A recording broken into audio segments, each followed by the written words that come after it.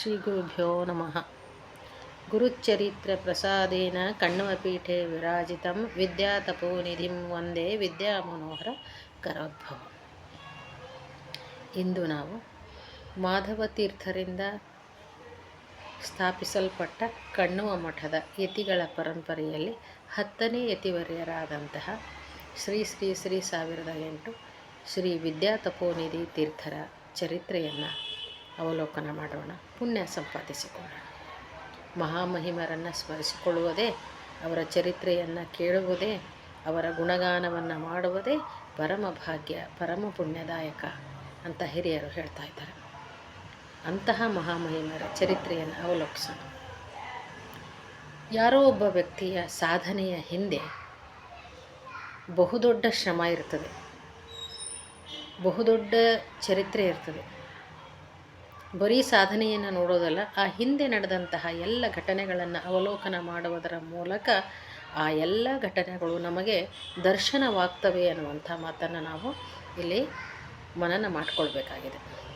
ವಿದ್ಯಾತಪೋನಿಧಿ ತೀರ್ಥರು ಅನ್ನುವಂತಹ ಹೆಸರೇನಿದೆಯಲ್ಲ, ಅದು ಬರೀ ಹೆಸರಲ್ಲ, ಅದು ಅನ್ವರ್ಥಕ ನಾಮ.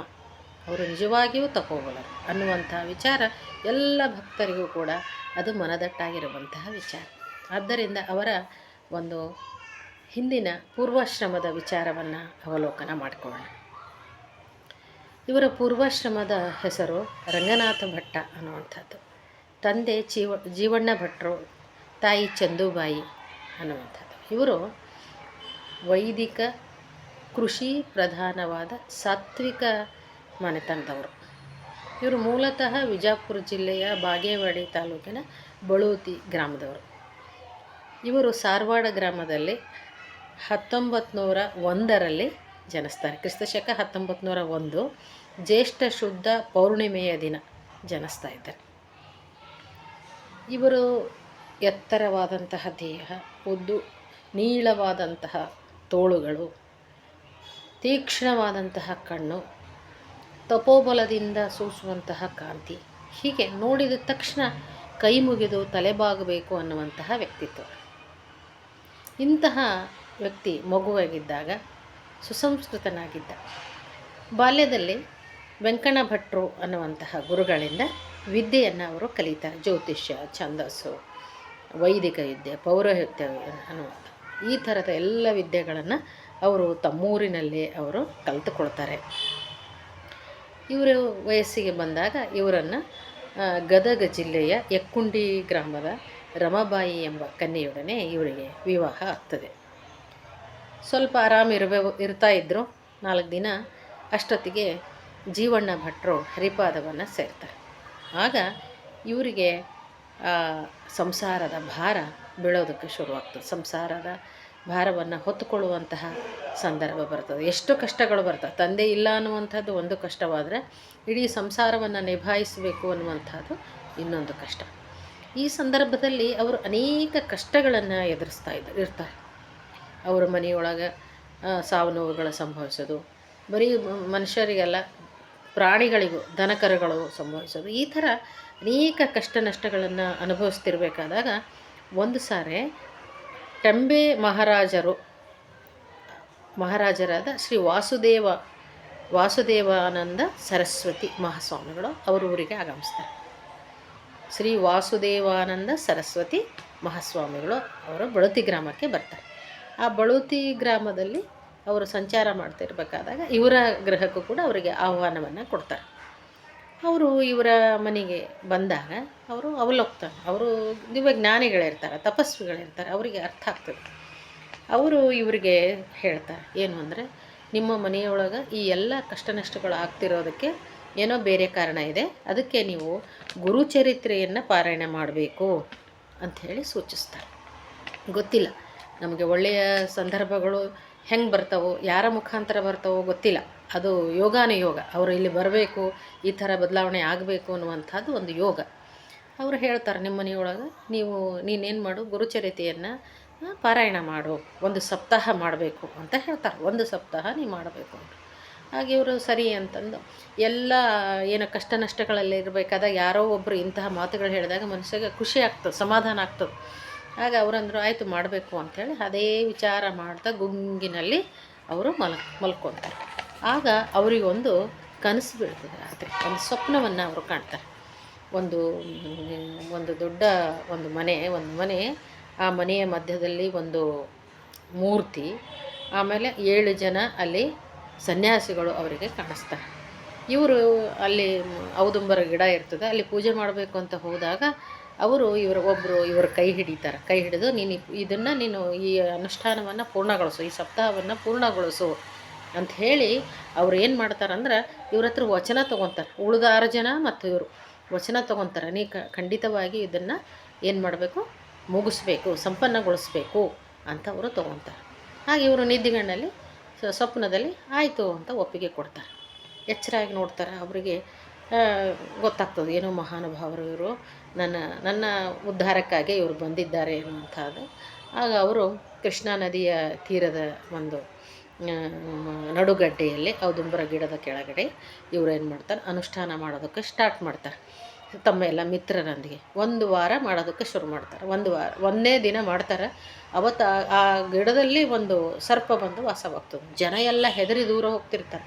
ಆದರೆ ಇವರು ಮಾತ್ರ ಗಟ್ಟಿ ಕೂತ್ಕೊಂಡು ಸಪ್ತಾಹ ಮಾಡೋದಕ್ಕೆ ಶುರು ಮಾಡ್ತಾರೆ. ಸಪ್ತಾಹ ಹೆಂಗೆ ಮಾಡ್ತಾರೆ ಅಂದರೆ, ಸಪ್ತಾಹ 7 ಬಾರಿ ಮಾಡ್ತಾರೆ. 1 ಸಪ್ತಾಹ, 2 ಸಪ್ತಾಹ, 3 ಸಪ್ತಾಹ. ಯಾಕಂದ್ರೆ ಅವ್ರು ವಚನ ಕೊಟ್ಟಾರೆ ಸಪ್ತಾಹ ಮಾಡ್ತೀನಂತ.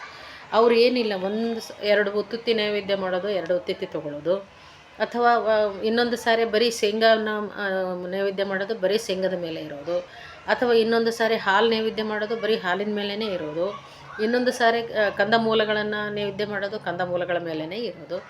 ಹೀಗೆ ಅವರು ಮಾಡ್ತಾ ಇದ್ದಾಗ 7ನೇ ಒಂದು ಸಪ್ತಾಹ ಮಾಡ್ತಾ ಇದ್ದಾರಲ್ಲ, ಅವಾಗ ಅವರಿಗೆ ದೊಡ್ಡ ಉದರಶೂಲೆ ಬಂದ್ಬಿಡ್ತದೆ. ಏನು ತಡ್ಕೊಳ್ಳೋದಕ್ಕೆ ಸಾಧ್ಯ ಇಲ್ಲ ಅನ್ನುವಷ್ಟು ಉದರಶೂಲೆ ಬರ್ತದೆ.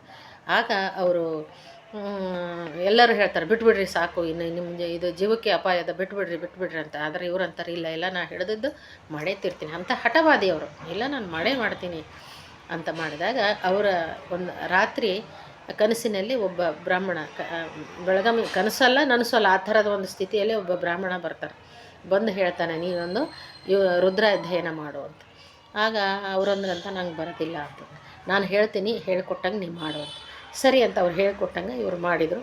ಉದರಶೂಲೆ ಕಮ್ಮಿ ಆಯಿತು. ಹೋಗಿ ನೋಡೋದ್ರಾಗ ಆ ಬ್ರಾಹ್ಮಣ ಇವರಿಗೆ ಕಾಣಿಸೋದಿಲ್ಲ.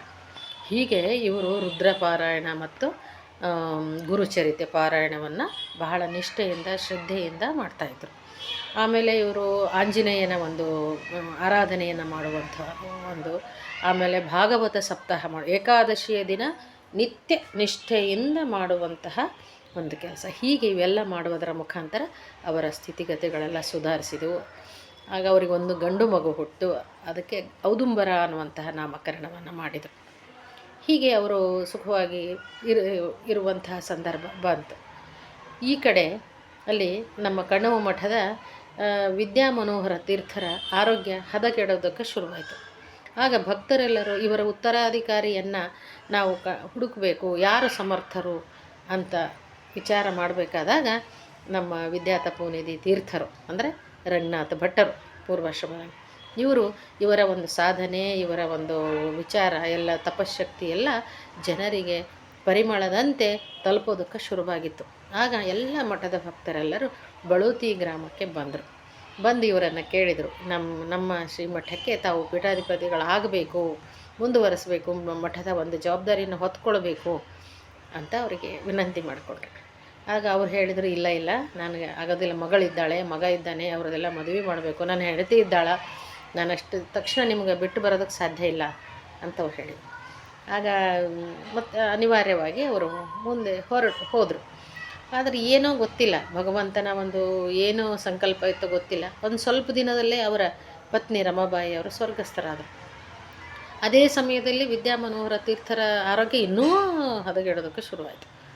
ಆಗ ಮತ್ತೊಂದು ಸಾರಿ ಭಕ್ತರೆಲ್ಲ ಬಂದರು ಇವ್ರ ಹತ್ರ, ಇಲ್ಲ ನೀವು ಬರಲೇಬೇಕು ಅಂತ. ಆಗ ಅವರು ಏನು ಮಾಡಿದರು, ಒಪ್ಕೊಂಡ್ಬಿಟ್ರು. ಆಯಿತು, ಇನ್ನೂ 1 ವಾರ ಮಗಳ ಮದುವೆ ಇತ್ತು. ಆಗ ಆ ಜವಾಬ್ದಾರಿಯನ್ನೆಲ್ಲ ಅವರ ಬಂಧುಗಳಿಗೆ ಒಪ್ಪಿಸಿ ತಾವು ಕಣ್ಣವ ಮಠಕ್ಕೆ ಪೀಠಾಧಿಪತಿಗಳಾಗೋದಕ್ಕೆ ಅವರು ಒಪ್ಕೊಂಡ್ರು. ಆಗ ಈ ಎಲ್ಲ ಒಂದು ಕಾರ್ಯಕ್ರಮಗಳು ಎಲ್ಲ ನಮ್ಮ ದೇವದುರ್ಗದ ವೆಂಕಟವರದಪ್ಪಯ್ಯನವರ ಮನೆಯಲ್ಲೇ ನಡೀತು. ಎಲ್ಲ ಈ ಒಂದು ವಿಧಿವಿಧಾನಗಳೆಲ್ಲ ದೇವದುರ್ಗ ಹತ್ತಿರ ಇರುವಂತಹ ಉತ್ತರ ವಾಹಿನಿಯಾದ ಕೃಷ್ಣಾ ನದಿಯ ದಂಡೆಯ ಮೇಲಿರುವ ಶ್ವೇತಶೃಂಗಿಯಲ್ಲಿ ಇವರ ಒಂದು ಪಟ್ಟಾಭಿಷೇಕ ಕಾರ್ಯಕ್ರಮ ನಡೆಯಿತು. ಇದು ಒಂದು ಭಾಗವಾಗಿ ನಾವು ನೋಡೋಣ. ಮುಂದಿನ ಇನ್ನೊಂದು ಭಾಗ 2ರಲ್ಲಿ ನೋಡೋಣ. ಕೃಷ್ಣಾರ್ಪಣಮಸ್ತು.